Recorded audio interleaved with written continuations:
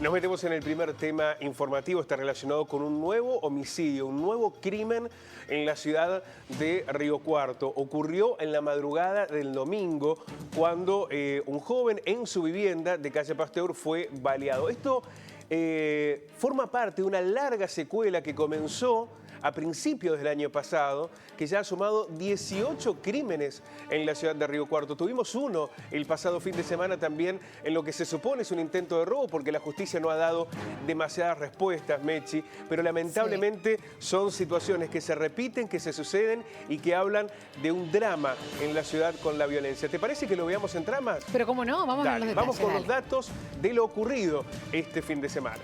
Un joven de 19 años fue asesinado de un balazo en una vivienda de Luis Pasteur al 1300 en Barrio Alberdi. El hecho ocurrió en la madrugada de este domingo y es investigado por la Fiscalía de Primera Nominación. Hay dos sospechosos por el crimen. Uno de ellos, aquí vemos las imágenes, fue detenido en la jornada de ayer, tiene unos 30 años, 34 años en realidad.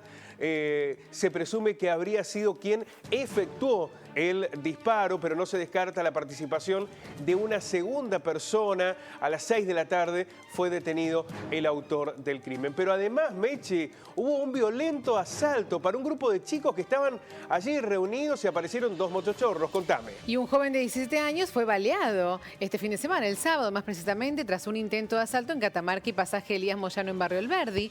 La víctima fue intervenida quirúrgicamente y permanece internada estable en el nuevo hospital. Por el hecho hay dos personas detenidas. Motochorros habrían sido los autores del violento ataque tras intentar quitarle la mochila. En un intento de resistencia se habrían originado los disparos. Hay dos detenidos, un mayor y un menor de edad. El Río Cuarto violento, el del mayor consumo de droga, el de la desigualdad, el de la marginalidad, el de las enormes diferencias entre lo que sucede en algunos sectores de la ciudad y en lo que ocurre en los barrios, sobre todo en los barrios más vulnerables. Ahora, ¿qué mirada hay desde la justicia y de aquellos que han tenido una vasta experiencia en lo que significa la investigación criminalística? Vamos a sumar a este debate al doctor Jorge Medina, ex fiscal de Cámara. Doctor, ¿cómo le va? Muy buenos días. Hola Pablo, buen día, ¿cómo está? Buen día a la audiencia. Muy bien. Doctor, ¿por qué cree que se llega a esta instancia en la que Río Cuarto suma tantos episodios violentos? Decíamos 18 crímenes. Hay que retrotraerse a la ola ocurrida en el 2015. En aquel momento hubo 11 homicidios. Nunca antes Río Cuarto mostró un perfil tan violento como el que estamos observando hoy. Sí, es cierto, Pablo. En el año 2015 también hubo una ola similar. Y generalmente coincide con periodos de una situación de crisis no solo económica, sino que hay una crisis de valores, hay una crisis social que viene enraizándose en nuestra sociedad hace ya décadas. Y esto es el producto de todo esto.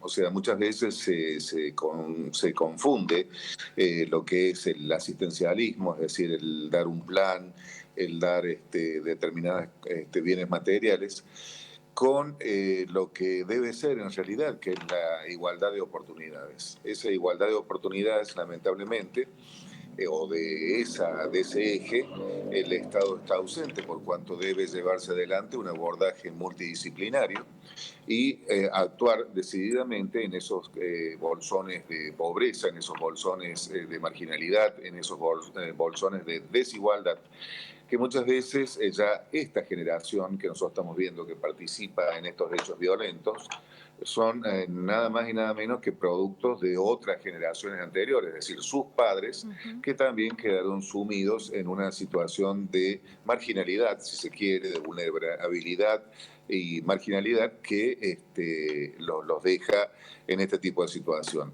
Es decir, hay una suerte de enojo, hay una suerte de rebeldía, hay una suerte de anomia, donde el joven, el adolescente y el joven se sienten totalmente constreñidos a dirimir sus diferencias para alcanzar bienes materiales de un modo violento, lo cual hace altamente peligrosa esta situación para lo que es la seguridad En la ciudadana, ¿no es ciudad. cierto? Ese es Doctor, el problema. y además Sí. se da que además que los jóvenes están más armados, que es más fácil conseguir un arma, porque en la mayoría de los casos estamos hablando, por ejemplo, de baleados.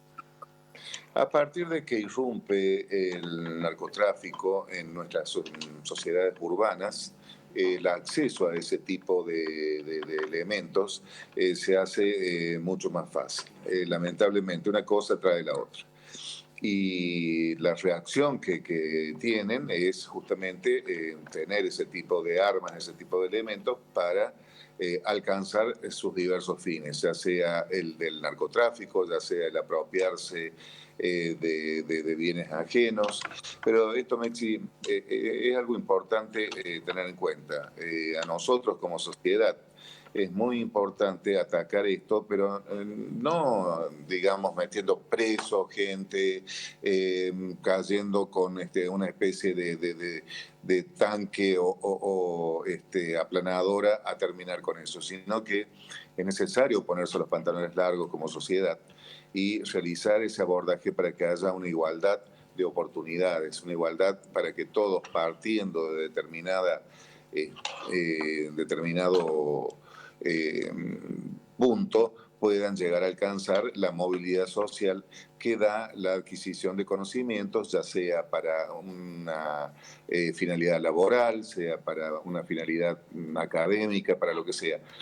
Pero es Doctor, necesario en este poner sentido, fuertemente las... a Sí, mí me Pablo. parece muy valioso lo que usted señala. Aquí no se trata de la pobreza, sino No. fundamentalmente de la desigualdad. Por un lado hay un problema estructural de la pobreza que emerge en marginalidad, en mayor vulnerabilidad, pero sobre todo la desigualdad. Esto genera, lo han señalado muchas veces los especialistas, esta cuestión de la ira, del enojo, ver que otros pueden acceder a determinados lugares, que pueden acceder a determinados bienes de consumo, que pueden acceder a determinadas oportunidades de educación, laboral, y muchos que no solo no la podrán tener hoy, sino que no la podrán tener en el futuro. Y hay un sector que los mira con recelo y los hechos suceden de manera brutal, como están ocurriendo hoy en Río Cuarto, ¿no? Sí, lo que pasa es que falta, Pablo, como decía yo, un abordaje, una ausencia del Estado muy notable en todos estos años.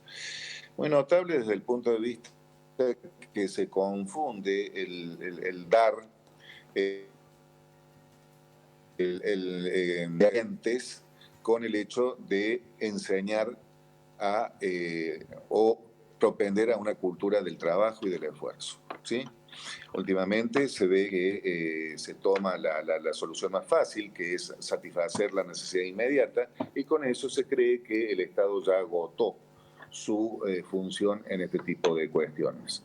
Pablo, no quiero ser autorreferencial, pero particularmente yo soy hijo de un obrero y una maestra de grado, y viví en un barrio de Córdoba similar al barrio Fénix de acá.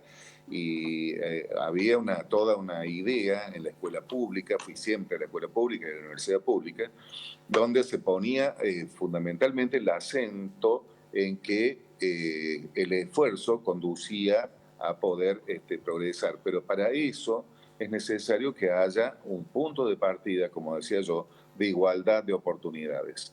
Porque si no existe esa igualdad de oportunidades, posteriormente o a la larga, se va viendo ya en décadas que esta situación va yendo totalmente hacia abajo. Es decir, vamos nivelando hacia abajo con las consecuencias que se están viendo.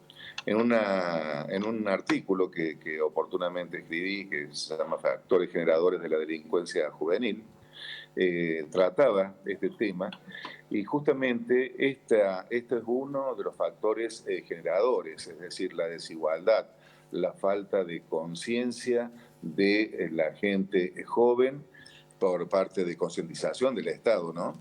De tener una idea y una meta de poder superarse. Entonces da todo lo mismo y ahí viene el grave problema que, como bien decía usted, el hecho de ese resentimiento que aflora en este tipo de cuestiones. Pero Doctor, ¿qué es lo grave, Pablo? Sí, Pablo. Queremos agradecerle profundamente este análisis. Nos parece muy valioso no recaer solo en una mirada de la seguridad, porque aquí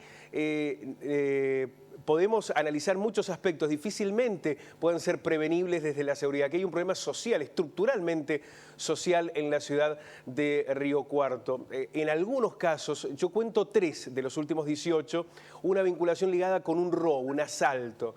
Aquí fundamentalmente lo que se expresa es cómo se dirimen las diferencias en los sectores sociales más vulnerables y en esto tiene que haber una mirada profundamente social. Doctor, muchísimas gracias por este contacto.